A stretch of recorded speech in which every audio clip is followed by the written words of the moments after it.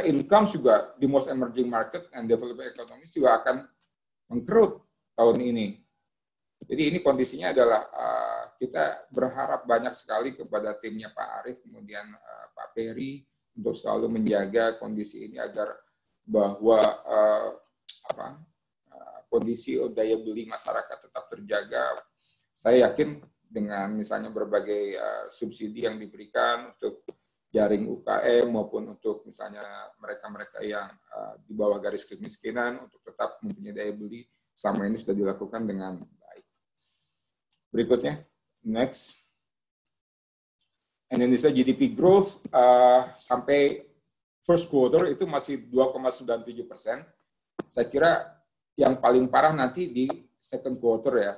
Second quarter mungkin akan turun di bawah 2,97, tapi di third and di fourth quarter saya pikir akan membaik, dan saya pikir untuk the full year Indonesia masih bisa berkesempatan untuk tumbuh di atas 3,5 sampai 4%. Atau saya agak berbeda dengan mereka yang agak pesimis bahwa Indonesia hanya akan tumbuh 1,4 atau sampai 2%, begitu ya. Next. Oke, ini stock picking. Saya kira saya hanya ambil 4 saja. Di sini ada Telkom, buy range-nya di sini ada 3070, 3110. Kalau misalnya di bawah ini silakan aja Anda punya apa di rumah, mau digadein, mau di apa untuk beli Telkom gitu ya.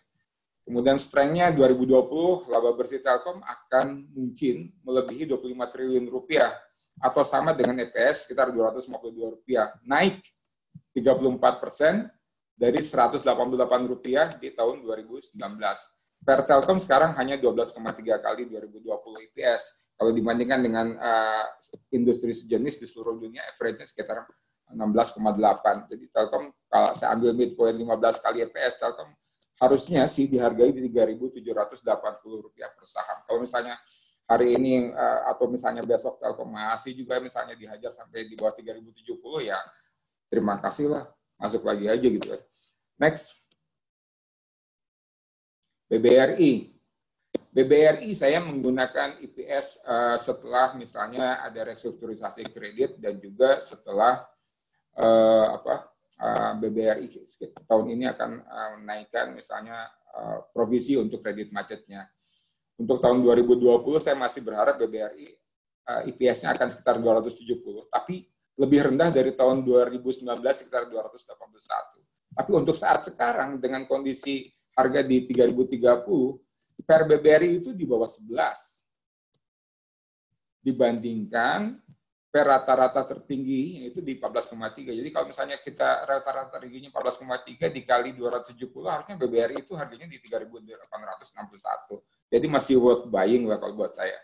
Nanti kita kalau misalnya di luar 4 saham yang ada ini ada pertanyaan, boleh, mudah-mudahan saya bisa menjawab dan bisa sharing. Next, Luisa. PTBA itu buat saya saham yang harusnya nggak ada matinya gitu ya, karena jualannya semua dibeli sama PLN dan long term kontrak basis. Net profit di 2020 memang akan berkurang menjadi sekitar 3,8 triliun dari 4,06 triliun di tahun 2009, tapi IPS-nya 330 rupiah. Jadi kalau misalnya pakai misalnya rata-rata tertinggi sebanyak 13,8 kali, harusnya PTBA itu 4.550 rupiah per saham. Kalau sekarang harganya masih di 2.400-an, 2.300-an, harusnya ada return 100% potensial untuk PTBA di tahun ini ya. Akhir tahun nanti loh. Mudah-mudahan seperti itu. Dan PTBA ini juga generous banget ya, memberikan semua laba bersihnya untuk dividen. Saya nggak tahu apakah ini juga permintaan dari Bang Arief pemerintah supaya ikutan nambal APBN untuk PTBA atau BUMN yang lain. Next. Pegas, buat saya Pegas is still a sleeping giant. Saya memperhitungkan Pegas ini tahun ini net laba bersihnya setelah memperhitungkan misalnya penurunan harga gas untuk industri itu masih sekitar, ini terhalang ini ya, masih sekitar 2,3 triliun rupiah atau naik 208% dari 940 miliar rupiah di tahun 2019. EPS untuk tahun 2020 adalah 120 rupiah. dibandingkan Rp38 di tahun 2019. PER-nya hanya 8,7 kali. Average high-nya untuk 5 tahun 13,2. Maka fair value-nya kalau pakai misalnya yang 14,2 itu sekitar 1.704. Masih banyak space buat Pegas untuk naik ya dari harga sekarang. Harga laba bersih atau perkiraan laba bersih untuk tahun 2020 sudah memasukkan penurunan harga gas industri. Karena buat saya penurunan harga gas industri itu akan nanti di-offset oleh kenaikan dari sales volume. Next, terima kasih banyak. Mudah-mudahan apa yang saya sampaikan bisa berguna dan bisa bermanfaat. Kalau ada pertanyaan, boleh. Terima kasih. Assalamualaikum warahmatullahi wabarakatuh. Waalaikumsalam. Terima kasih banyak buat kedua panelis kita, Pak Edi dan Pak Arief. Sekarang aku mau open for pertanyaan-pertanyaan yang masuk. Sebenarnya tadi kalau ngelihat presentasinya Pak Arief sama Pak Edi, dengan temanya akankah kita masih bisa berlayar di tengah air yang keruh? Rasanya sih masih bisa ya berlayar. Dan airnya juga makin lama makin nggak keruh. Indeks harga sahamnya masih tadi prediksinya di 53, kemudian rupiahnya masih di 14.4, sekarang udah 13.9850. Kemudian likuiditasnya kita juga dijagain sama timnya Pak Arief. Terus ada job operation-nya juga masih dijaga. Rasanya semuanya masih in place untuk dijagain dan teman-teman nggak perlu panik. Optimis. Masa pertanyaannya dari Ferdi, target Pegas, harga Pegas berapa? Oh ini pertanyaan colongan. Pak Arief, kalau udah urusan market, pasti pertanyaannya seputar target harga saham ini berapa? Dengan apa yang harus dibeli? Pak Arief udah beli saham kemarin waktu bulan Maret? Lah, bagaimana abang kita ini? Maret tadi udah dibilangin. Kalau Maret beli, kita jagain di belakang.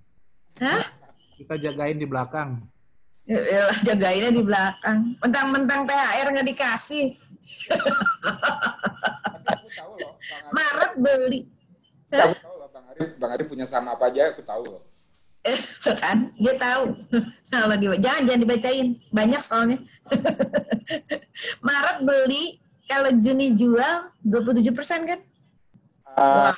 Beberapa kalau BRI malah sekitar ada beberapa yang 40-an. 60%-an lah BRI ya. Ya, worst come to worst mah 10% mah dapat lah. Iya. Kalau hanya ditahan ya. Oke, ada pertanyaan dari teman-teman untuk Pak Arief dan Pak Edi. Ntar aku cek dulu. Dari Reza Priyambada.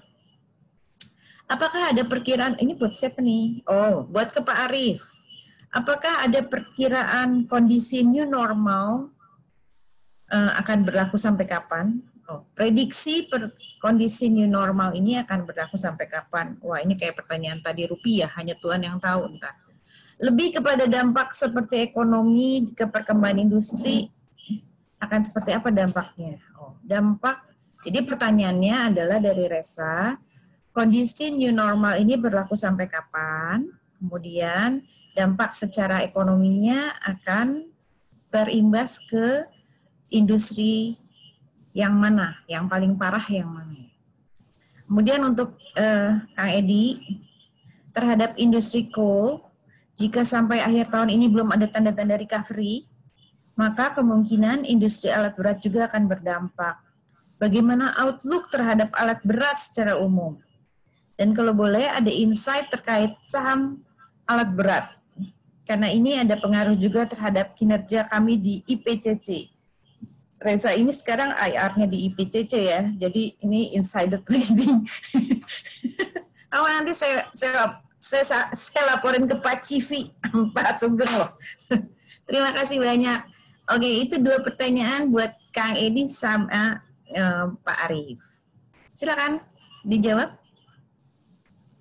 Pak Arief dulu deh. Makasih Tadi ya. kondisi normal. Oke. Bisa ditampilin nggak ya slide saya ya, yang halaman 6 ya? Luisa, tolong tampilin slide-nya Pak Arief. Tapi Yang mana, Bang? yang nanya masih ada nggak nih? Masih Pak. Nah, Masih ya? masih. Analisa Karena dia, ganteng loh. karena dia harus laporan ke bosnya. Yang Nih, halaman, saham halaman- BUMN. Ada yang mana, Bang? halaman 6, halaman 6. Halaman 6. Ya, nah Halaman ini. 6. Habis ini. Habis ini. Next. Bisa habis ini. Ya. Ini dia. Jadi gini, sampai kapan kalau kita kebetulan bicara ya dengan bukan hanya dalam perspektif ekonomi, tetapi juga kita melihat pemikiran ekonomi dalam perspektif juga ilmu epidemiologi ataupun public health. Agar kemudian kita dapat mengetahui kira-kira ini keberlangsungannya sampai kapan, kan gitu. Yang pertama kalau dikatakan sampai kapan, yang pasti bahwa COVID ini udah ada bersama kita. Udah ada barang-barang, hidupnya bareng udah sama kita gitu. Dan selalu mengancam hidup kita, dan dia terus melakukan proses mutasi, mutan terus-menerus, berubah-ubah terus dari satu model virus ke model virus yang lain. Nah, kemudian yang kedua, virus ini sangat berbahaya. Sangat berbahaya, kenapa kemudian WHO misalnya mengatakan kita perlu melakukan proses social distancing, pakai masker, itu menjadi bagian dari sebuah kebiasaan baru. Begitu. Karena dari sisi kebahagiaannya, jadi kalau misalnya recover pun, menurut beberapa ahli recover tuh nggak bisa 100% gitu.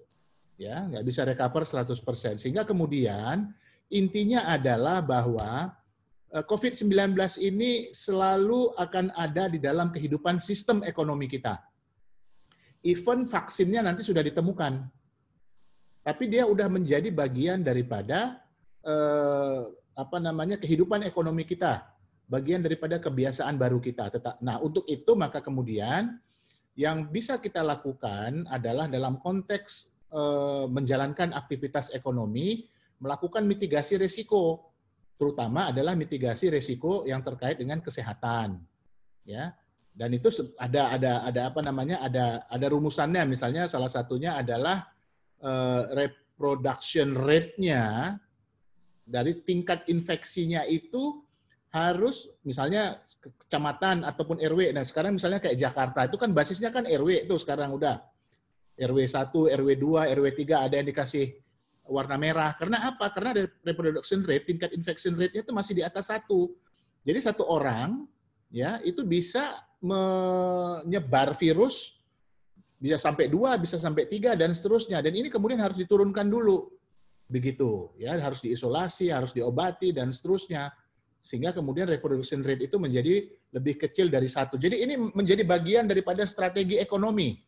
Ya, strategi kesehatan menjadi bagian daripada strategi ekonomi. Ya kan, kira-kira mungkin seperti itu. Nah, kemudian coba ke halaman 7, Mbak Luisa. Nah, artinya apa? Kita seperti yang kami katakan tadi, dalam melihat ekonomi selalu ada resiko inherent kesehatan. Jadi kalau misalnya kita lihat bagi resiko itu antara low dengan high, kemudian benefitnya terhadap misalnya kontribusi PDB, tenaga kerja, tingkat kemiskinan, porsi kredit dalam sistem keuangan, konsumsi rumah tangga terhadap PDB, dan indeks keterkaitan antar sektor, kan itu yang sudah disampaikan oleh Pak Doni Munardo. Dapat kita bagi dua, misalnya low benefit, high benefit, ya kan? Artinya ekonomi kita harapkan yang paling utama kita dorong ke depan adalah yang low risk dan high benefit sektornya. Kira-kira kan seperti itu. Nah, yang yang high risk, high benefit, tentu yang high risk-nya, mitigasi risikonya harus lebih besar lagi kalau memang kita mau jalankan. Seperti mall, pasar, seperti itu, ya kan, di pasar-pasar, seperti yang dikatakan oleh Pak Peri, yang paling sederhana ya di setiap pasar, misalnya pasar tradisional kita, pedagang ya harus pakai masker, kemudian proses pertukaran barang juga sebisa mungkin diatur dalam konteks social distancing, kemudian di pasar-pasar tradisional ketersediaan terhadap hal-hal yang sederhana, tempat untuk cuci tangan harus bisa tersedia di mana-mana, sehingga sebelum masuk bajai kita udah cuci tangan, misalnya sebelum masuk pasar kita cuci tangan, habis belanja ikan kita cuci tangan, begitu kan? Kira-kira mungkin seperti itu. Itu kan yang high risk. Tapi juga dia high benefit karena dia bagian daripada konsumsi rumah tangga dan menggerakkan sektor yang ada di belakangnya, yang backward linkages-nya dalam proses produksi. Katakanlah misalnya kalau cerita di pasar kita bicara mengenai produk-produk pertanian yang perishable. Kalau nggak ada pasar, percuma nanti petani berproduksi, nggak ada yang beli. Kan kira-kira kan seperti itu. Tapi dia memiliki risiko yang tinggi. Jadi kalau dibalik lagi ditanya sampai kapan, ya yang dimaksud dengan dalam so-called sekarang itu new normal ataupun masyarakat produktif yang aman dan sehat, ya ini sekarang ini keadaannya yang akan berlanjut panjang seperti sekarang ini, even kemudian vaksin ditemukan gitu. Maka kemudian kalau kita lihat di jurnal-jurnal ekonomi yang mutakhir ataupun para pemikir ekonomi yang mutakhir udah mengatakan bahwa jalannya ekonomi itu sekarang harus barengan dengan jalannya pemulihan yang terkait dengan kesehatan. Artinya kalau kita melihat dari sisi opportunity ya ke depan ya, opportunity untuk ke depan artinya sektor kesehatan, sektor farmasi, sektor medical equipment yang terkait dengan COVID-19 itu memiliki opportunity untuk terus tumbuh ke depan. Jadi dia upside potensi gitulah. Kira-kira mungkin seperti itu. Terima kasih. Oke, thank you Pak Arief. Next-nya Maghrib nih gimana ya Cynthia ya? apa? Kenapa Bang? Waktunya udah maghrib. Oh iya. Udah lewat lah dari jam 8.16. 5.30-nya udah lewat banyak. Ya.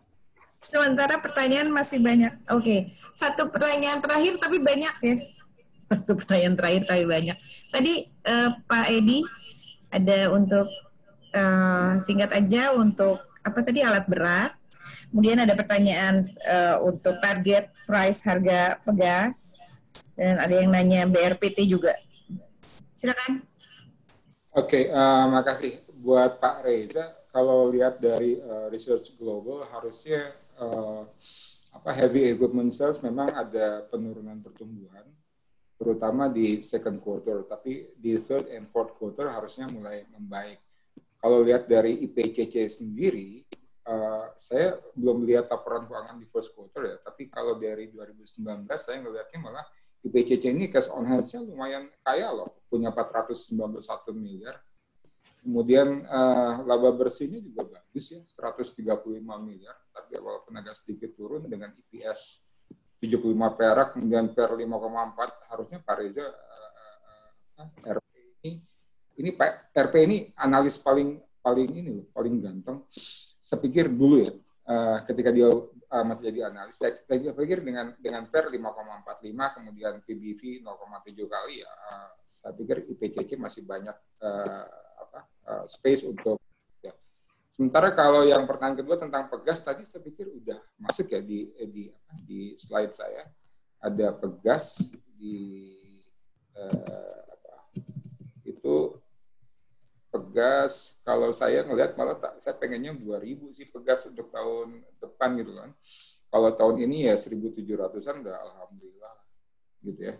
Karena kenapa saya berkata alhamdulillah, karena pegas pernah pernya itu sampai 21 kali gitu. Tapi karena kondisi sekarang dengan per 14 kemudian dikali IPS 120 ya 1.700 lumayan lah. Paling mabal 1.800 lah, paling turun misalnya untuk kalau misalnya ada apa-apa ya di bawah 1.000 ya merem aja, ambil aja. Gitu ya, Sin. Oke. Ini udah mau jam 6 ya. Pak Arief masih boleh ditanya nggak sih? Ada yang ketinggalan pertanyaannya. Satu lagi ya, setelah ini mungkin saya mohon izin. Iya, satu yang terakhir. Ini dari Pak Puji Widodo dari Bank Indonesia ini. Pak Arif yang baik dan tetap ganteng. Izin mohon pandangan dan pencerahan Bapak.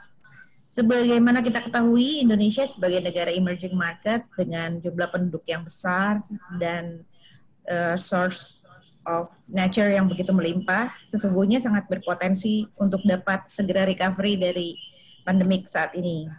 Kira-kira bagaimana pandangan Bapak dan langkah-langkah apa yang harus ditempuh agar ekonomi segera rebound dengan kekuatan domestik? Ya, terima kasih. Ya sama-sama, itu Puji itu harusnya nanyanya ambil ngopi itu pakai gaya segala nanya. Ini pertanyaan pancingan. Pancingan buat ngopi. Yang pertama, di masa pandemi ini kan kita tahu bahwa kebutuhan pokok untuk memenuhi kebutuhan fisik kan tetap ya. Jadi itu satu. Nah, kemudian yang kedua, secara kebijakan Presiden juga sudah mengarahkan agar dua hal yang paling utama kita fokus gitu ya. Satu yang terkait dengan kebutuhan pangan agar semuanya bisa diatasi dan diproduksi di dalam negeri. Maka kemudian di 2021 itu di rencana kerja pemerintah itu ada program yang disebut dengan reformasi Sokol Ketahanan Pangan Nasional gitu. Kemudian yang kedua kesehatan gitu. Karena kesehatan kita tadi Mas Edi udah mengatakan 90% misalnya bahan baku obat impor. Jadi bukan hanya obat tetapi juga alat-alat kesehatan. Nah, ketika pandemi kita menghadapi soal kan, ya kan? Nah, artinya bukan hanya dari sisi equipment, medical services ataupun obat-obatan tetapi juga fasilitas kesehatan itu sendiri, baik fasilitas kesehatan dasar seperti rumah sakit, puskesmas, dokter, bed di rumah sakit. Nah, itu memang harus menjadi fokus kerja kita ke depan bisa diproduksi di dalam negeri gitu. Jadi itu mungkin ya dua hal. Kemudian yang ketiga ya seperti aktivitas rutin yang biasa ya, misalnya soal pemenuhan terhadap industri antara agar kemudian tidak impor. Ya kan kita ada bahan baku tetapi bahan baku sebagian juga kita impor, tapi kalau untuk industri bahan baku yang sifatnya untuk ekspor, kita juga impor gitu. Maka kemudian neraca dagang kita kan juga negatif. Makanya seperti yang dikatakan oleh Pak Peri kan sederhananya kalau current account negatif, neraca dagangnya negatif, kan mungkin akan lebih bagus rupiahnya terapresiasi dibandingkan dengan terdepresiasi. Kan kira-kira kan sederhananya begitu. Ya kan, itu kan ilmu matematika sederhana aja karena kita butuh devisa. Devisa kita seret gitu. Jadi hilirisasi lah ya kata kuncinya. Jadi apa yang kita konsumsi 50%, 58% sumbangannya terhadap PDB itu ya kan sebisa mungkin sepenuhnya dipenuhi dari dalam negeri. Nah, itulah sederhananya begitu.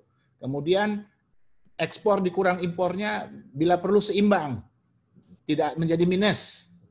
Ya kan, investasinya ya positif terus, government expenditure-nya juga positif. Nah, itu aja yang paling sederhana. Kalau yang kita konsumsi lebih banyak impornya dibandingkan dengan ekspornya, pasti nanti juga berpengaruh terhadap tadi itu ya current account dan seterusnya. Mungkin itu. Cin, terima kasih semuanya. Senang bisa ngobrol-ngobrol kok jadinya serius amat ini. Nggak ada kopinya sih. Besok-besok harus pakai kopi. Jadi pakai pisang goreng. Serius amat kayak sidang kabinet jadinya. Iya, gue udah tegang.